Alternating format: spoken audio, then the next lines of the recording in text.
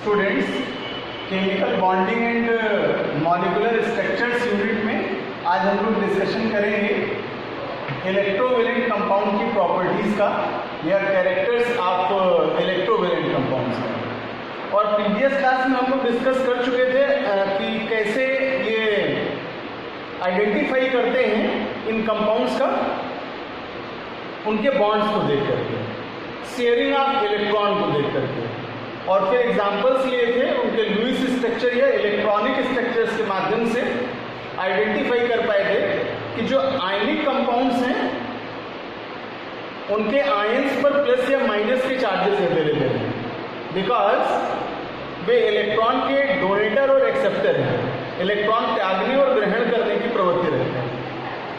जबकि covalent compounds के लिए, सहसंयोजी यौगिकों के लिए सिंगल बॉन्ड, डबल बॉन्ड और ट्रिपल बॉन्ड्स आइडेंटिफिकेशन के सिंबल्स हैं ये।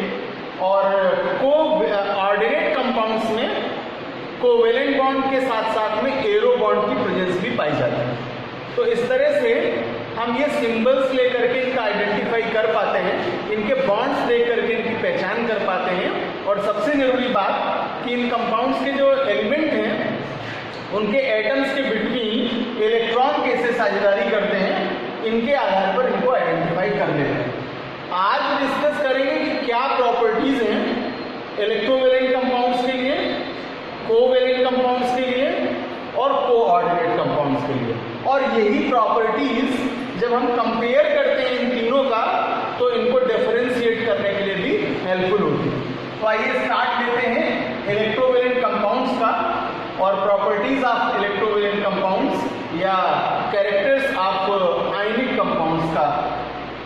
First we discuss about their physical state. ये ऐसे यौगिक हैं, बेसिकली आयनिक यौगिक के लिए अगर हम कहें तो इनका जो फिजिकल स्टेट है यानी भौतिक अवस्था वे सॉलिड है और क्रिस्टलाइन सॉलिड में है। ये स्पेसिफिकेशन है टाइप ऑफ सॉलिड्स का। So they are solid and crystalline in their physical state. Now discussed about their BPT and MPT, means boiling points and melting points. So these are higher. वैद्युत संयोजी यौगिकों के गलनांक और क्वथनांक बहुत ही उच्च होते हैं, बिकॉज इसमें आयनाइजेशन की कैपेसिटी है और ये हायर टेम्परेचर पर बॉयल होते हैं।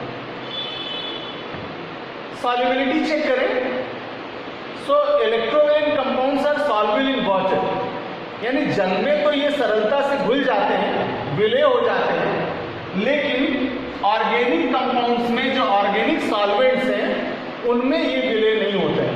तो एक प्रॉपर्टी बन गई इनकी, एक लक्षण बन गया इनका, एक विशेषता बन गई इनकी कि ये जल में तो घुल जाते हैं लेकिन कार्बनिक विलायकों में घुलनशील नहीं होते। और एग्जाम्पल्स लें ऑर्गेनिक कंपाउंड्स के तो लाइक एज एल्कोहल, जैसे मेथनॉल और एथनॉल, या ईथर्स के सॉल्यूशंस ले लें, ऑर्गेनिक होते हैं, methyl ether, di methyl ether और डाई एथिल ईथर। और इसी तरह से डिस्कस करें अगर कार्बोक्सिलिक एसिड के सॉल्वेंट्स का तो एस्टिक एसिड है, फॉर्मिक एसिड है, ये सब ऑर्गेनिक सॉल्वेंट्स में आते हैं। बेंजीन, टॉल्यूइन, फिनॉल आपके ऑर्गेनिक सॉल्वेंट्स में आते हैं। तो उनमें ये नहीं होते, जबकि वाटर में जनरली डिजॉल्व हो जाते हैं। And fourth point, for their activity, ये compounds more than chemical active हैं और एज अ रिएक्टेंट किसी केमिकल रिएक्शन में जब पार्टिसिपेट करते हैं तो बहुत ही क्विक रिएक्ट करते हैं। Two or more than reactant whose belong the characteristics of ionic or electrovalent compounds are react very fast, बहुत तेजी से क्रिया करते हैं और क्रिया करके उस केमिकल रिएक्शन को जल्दी से कंप्लीट कर लेते हैं। तो हम कह सकते हैं कि ये फास्ट रिएक्शन देने वाले होते हैं। Chemical reactions completed very fast, यानी ये रासायनिक अभिक्रियाएं बहुत ही तीव्रता से पूरी कर लेते हैं। Now fifth point, they are non volatile compounds, अर्थात ये वाष्पित नहीं होते हैं। और ऐसे कंपाउंड जो वाष्पित नहीं होते हैं उन्हें अवाष्पशील कहते हैं, नॉन वोलेटाइल कहते हैं। तो ये भी एक विशिष्ट लक्षण है वैद्युत संयोजी यौगिकों का, ये नॉन वोलेटाइल होते हैं। और एग्जाम्पल्स लिया था हम लोगों ने इनके लुईस स्ट्रक्चर्स में। सो एग्जाम्पल्स आप जरूर यहाँ से तैयार करते चलें, लर्न करते चलें, बिकॉज कई बार आपको आइडेंटिफाई करने के लिए देते हैं ये कंपाउंड्स कि इनमें से पहचानिए कि कौन से यौगिक हैं जो वैद्युत संयोजी हैं। सो लाइक ऐसे NaCl क्रिस्टल फॉर्म में प्रेजेंस रखता है और हम सब इसको आइडेंटिफाई कर पाते हैं, इसकी फिजिकल स्टेट से इसको देख पाते हैं। Potassium chloride KCl, KBr potassium bromide, sodium bromide NaBr, calcium chloride CaCl2, magnesium chloride MgCl2, aluminium chloride AlCl3 and some etc. compounds are the best examples of electrovalent compounds, and these are the best qualitative properties or characters of ionic compounds or electrovalent compounds. Now next properties का discussion करते हैं covalent compounds के लिए सहसंयोजी यौगिकों के क्या लक्षण होते हैं, प्रॉपर्टीज ऑफ कोवेलेंट कंपाउंड्स या कैरेक्टर्स ऑफ कोवेलेंट कंपाउंड्स। तो एक तरह से कंपेयर भी हो जाएगा वैद्युत संयोजी यौगिकों से, और यहाँ डिफरेंशियल क्वेश्चन बन जाएगा कि right the difference between electrovalent compounds and covalent compounds. So first point is based on their physical state. Covalent compounds की स्टेट गैस भी है, लिक्विड भी है और सॉफ्ट सॉलिड्स हैं, अर्थात ये गैसीय अवस्था में भी होते हैं, द्रव अवस्था में भी होते हैं, या नर्म ठोस होते हैं, सॉफ्ट सॉलिड्स होते हैं, लाइक ऐसे केक सॉलिड। और एग्जांपल्स में तो जैसे सोडियम की सॉलिडिटी केक लाइक सॉलिड है, बस उसी तरह का या वैक्सी सॉलिड होते हैं, सॉफ्ट सॉलिड होते हैं। नाउ सेकेंड पॉइंट्स, इनके जो गलनांक और क्वथनांक हैं वे कंपेयर करें अगर इलेक्ट्रोवेलेंट कंपाउंड से तो उनकी तुलना में कम होते हैं। मीन्स इनके गलनांक और क्वथनांक वैद्युत संयोजी यौगिकों की तुलना में कम होते हैं। It's BBT and MBT are lowest in the comparison of electrovalent compounds और ionic compounds. Now third points, these are volatiles, ये वाष्पशील हैं और अगर इन्हें टेम्परेचर दिया जाए, अगर इन्हें हीट किया जाए तो ये अपना एवेपोरेशन स्टार्ट कर देते हैं, यानी वाष्पन की क्रिया प्रारंभ कर देते हैं, इसलिए इन्हें वाष्पशील यौगिक कहते हैं। सो दे आर वॉलेटाइल। और जबकि इलेक्ट्रोवेलेंट में पढ़ा था हम लोगों ने कि वे अवाष्पशील होते हैं, तो एक डिफरेंस क्रिएट हो गया।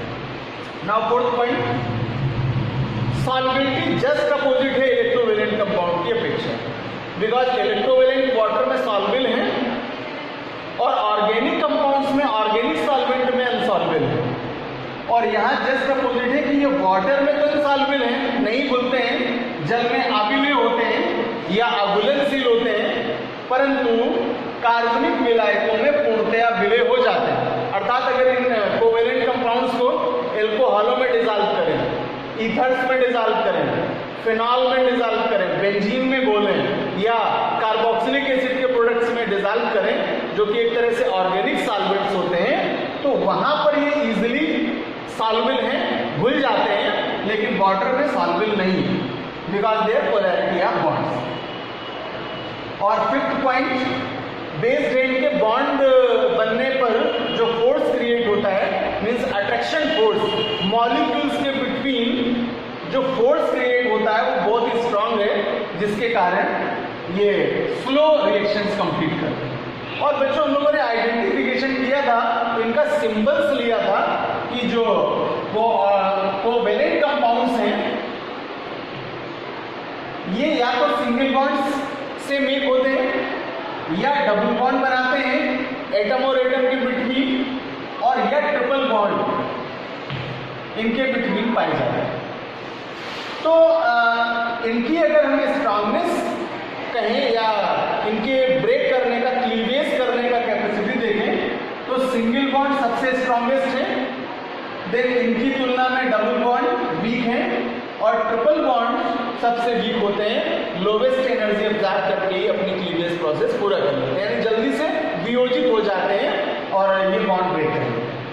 तो चूंकि सहसंयोजक यौगिकों में कोवेलेंट कोवेलेंट कंपाउंड्स में उनके जो एलिमेंट्स हैं और उनके एटम्स हैं, उनके बिटवीन ये स्ट्रॉन्ग अट्रैक्शन फोर्स क्रिएट होता है बॉन्डिंग के कारण, जिसके कारण ये स्लो रेट में रिएक्शन करते हैं और बहुत ही धीरे धीरे रिएक्ट करते हैं ये रिएक्टेंट, इसलिए मंद अभिक्रियाएं होती हैं। और एग्जाम्पल्स लें तो एक विशिष्ट लक्षण और भी है इनका, वो आप जनरली सीख लें एग्जाम्पल्स के लिए, कि कोवैलेंसी मॉलिक्यूल्स के बिटवीन जनरेट होती है, यानी समान या असमान अणुओं के मध्य भी बन जाती है। असमान एलिमेंट्स के जो एटम्स हैं वो मिलकर के मॉलिक्यूलर फॉर्म में कन्वर्ट हो, या सिमिलर एलिमेंट्स के मॉलिक्यूल्स हैं उनके बिटवीन। तो अगर एग्जांपल्स लेते हैं यहाँ मॉलिक्यूल्स का, लाइक एज नाइट्रोजन,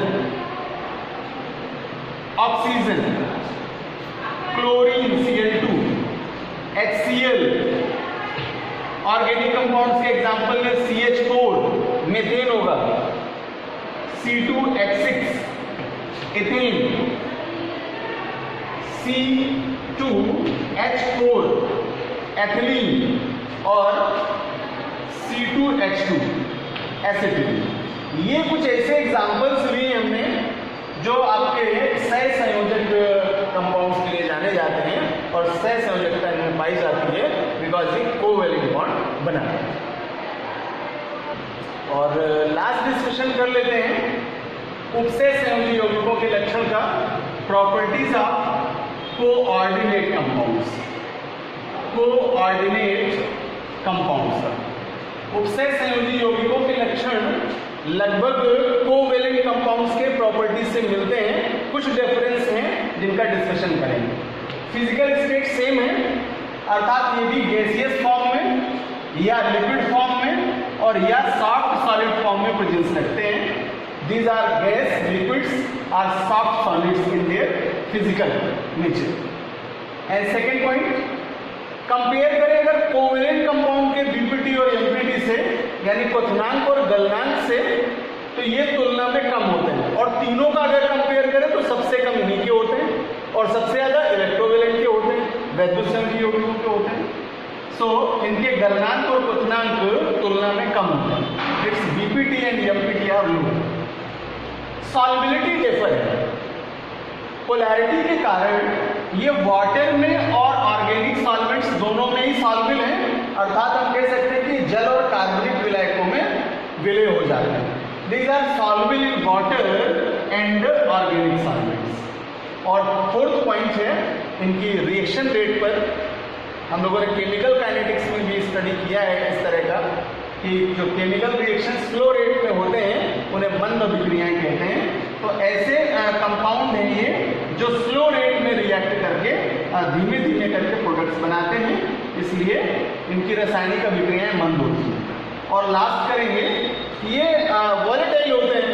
अगर इनका टेम्परेचर इंक्रीज किया जाए, इनको हीट किया जाए, तो ये वाष्पित होने लगते हैं और वॉलेटाइल होने के कारण ये वाष्पशील यौगिक कहलाते हैं।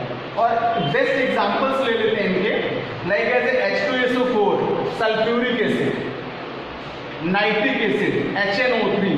और आइडेंटिफिकेशन किया था हम लोगों ने कि कोवैलेंट बॉन्ड तो है इनमें एलिमेंट्स के बिटवीन, बट सबसे जरूरी है कि कोई ऐसे एलिमेंट्स हैं जिनके एटम्स के बिटवीन में ये एरो बॉन्ड प्रेजेंस रखता है, यानी तीर का बंध उपस्थित होता है, एरो बॉन्ड प्रेजेंस रखता है, तब हम इनका आइडेंटिफाई कर पाते हैं कोऑर्डिनेशन कंपाउंड्स के रूप में।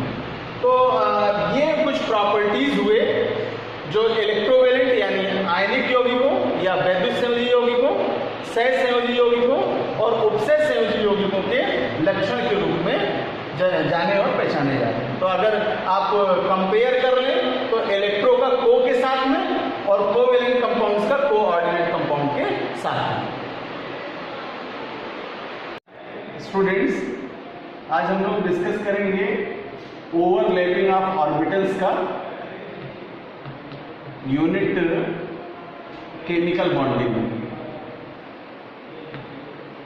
Chemical bonding and molecular structure.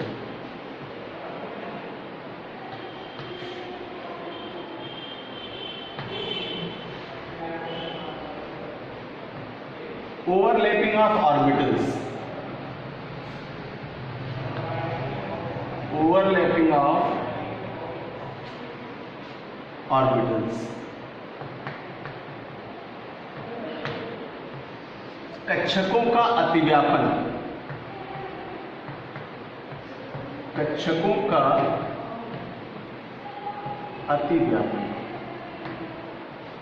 और ये overlapping according to their axis depend करती है। मींस दो पार्ट में ये ओवरलैप करते हैं, वन पार्ट एक्सियल है और अदर पार्ट हॉरिजॉन्टल। इन्हें अक्षीय अतिव्यापन और पार्श्वीय अतिव्यापन कहते हैं। अक्षीय अतिव्यापन और पार्श्वीय अतिव्यापन।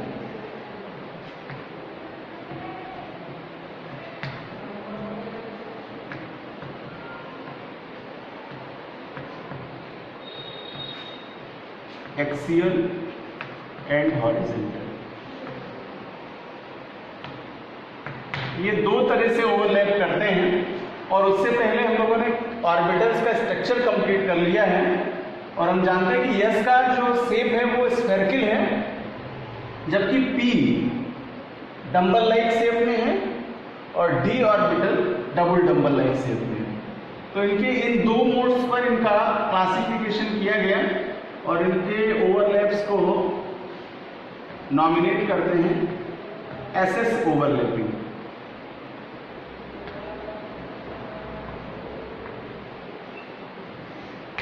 एसएस अतिव्यापन।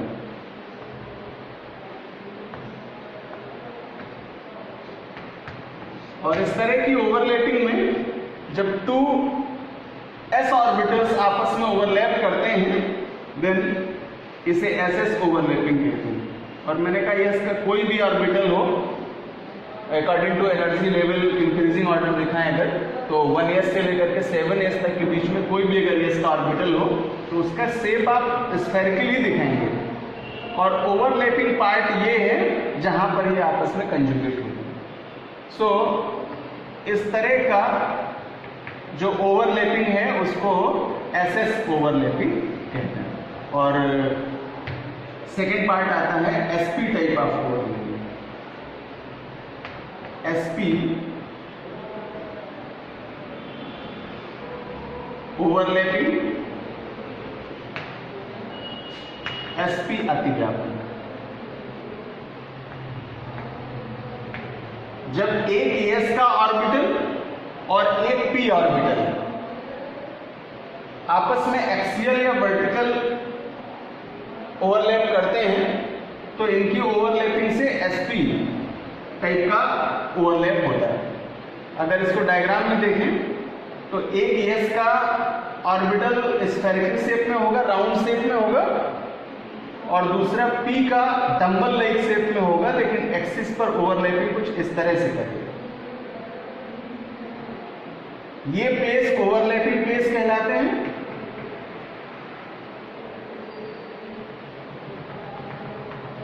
और कुछ इस तरह से इनकी ओवरलैपिंग को सिंबलाइज करते हैं। एक एस का और एक पी का ऑर्बिटल है, ये आपस में कंजुगेट करते हैं और मिलकर के एसपी ओवरलैपिंग करते हैं।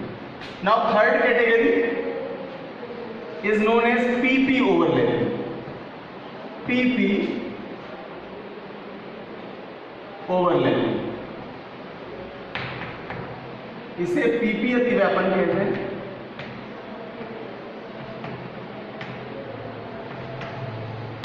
और इस तरह की ओवरलैपिंग से कोवेलेंट बॉन्ड के सब बॉन्ड्स, जिन्हें सिग्मा और पाई बॉन्ड के नाम से नॉमिनेट करते हैं, उन बॉन्ड्स का फॉर्मेशन होता है।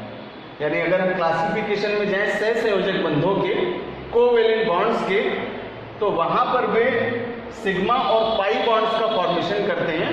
और बहुत अच्छे इसमें से रिलेटेड कंपाउंड्स के क्वेश्चंस आते हैं कि find out the number of sigma and pi. तो हम तब वो कैलकुलेट कर सकते हैं जब हमें इस तरह की ओवरलैपिंग का जो टॉपिक है ये क्लियर है। तो अगर पीपी ओवरलैपिंग देखें तो दो तरह से हो सकती है और इसी तरह से एसपी ओवरलैपिंग भी दो मोड में हो सकती है। तो मैंने एक्सियल दिखाई और दूसरा इसी का अगर एक डायग्राम ले कुछ इस तरह से तो भी ओवरलैपिंग हो सकती है। एस के लिए स्फेरिकल और P की ओवरलैपिंग अपवर्ड पोजीशन। इस तरह से ये इस पार्ट को ओवरलैप करते हैं। तो ये कंजुगेशन भी इनका sp टाइप ऑफ हाइब्रिडाइजेशन में आता है और ये ओवरलैपिंग का केस है। इसी से रिलेटेड हाइब्रिडाइजेशन का भी टॉपिक कवर करेंगे। अब PP ओवरलैपिंग में जब चलते हैं तो P के 2 ऑर्बिटल्स एक्सियल मोड में ओवरलैप करें ऐसे,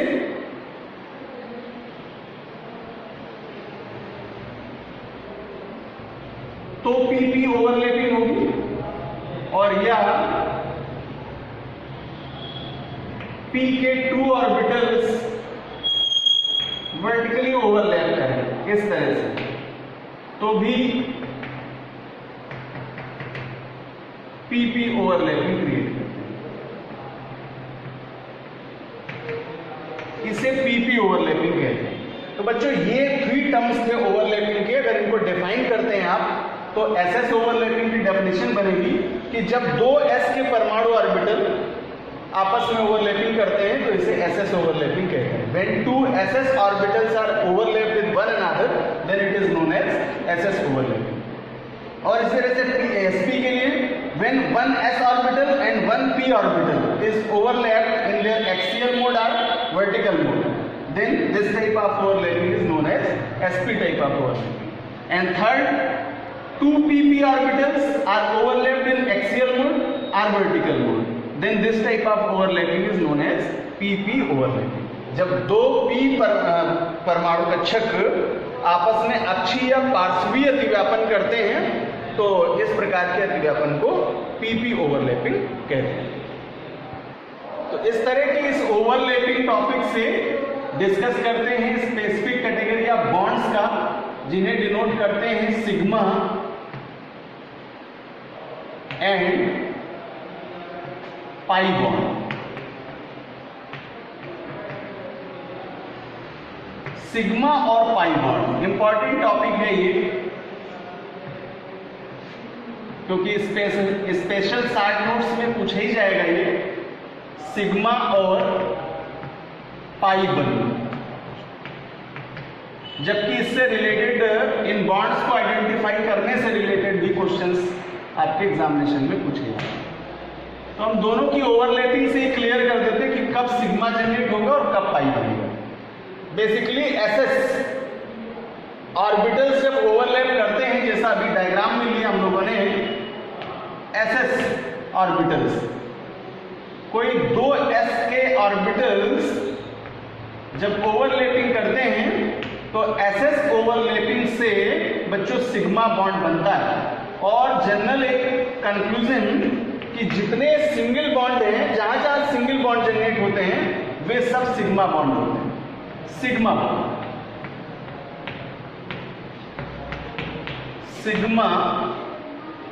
बॉन्ड, तो जहां जहां पर ये जनरेट होते हैं वो सब सिग्मा बॉन्ड होते हैं। और दूसरा कंडीशन अप्लाइड होगा P के लिए। अगर P की ओवरलैपिंग चेक करें तो P ऐसा ऑर्बिटल है जो कंजुगेट होकर के ओवरलैप करके सिग्मा बॉन्ड भी बनाता है और पाई बॉन्ड का भी फॉर्मेशन कर लेता है। लेकिन अगर d ऑर्बिटल्स का ओवरलैपिंग देखें तो वहां सिर्फ और सिर्फ पाई बॉन्ड ही बनते हैं। और इसी तरह से सिग्मा बॉन्ड का फॉर्मेशन होगा S और P की ओवरलैपिंग से। जब एक S का एटॉमिक ऑर्बिटल एक P के एटॉमिक ऑर्बिटल से इस तरह से ओवरलैप करता है तो इस ओवरलैपिंग से भी जो बने बॉन्ड्स हैं वे सिग्मा बॉन्ड होता है। तो S और P से भी सिग्मा बॉन्ड का फॉर्मेशन होता है। तो अगर सिग्मा बॉन्ड को डिफाइन करें तो हम कह सकते हैं कि when 2 SS orbital or 1 S and 1 P orbitals are overlapped in their axial mode, then this type of bond is known as sigma bond। जब 2 SS परमाणु ऑर्बिटल या एक S और एक P परमाणु ऑर्बिटल आपस में अक्षीय अतिव्यापन करते हैं तो इससे बने बंध सिग्मा बंध कहलाते हैं। और बच्चों फॉर्मेशन जाने पाई बॉन्ड्स का, पाई बॉन्ड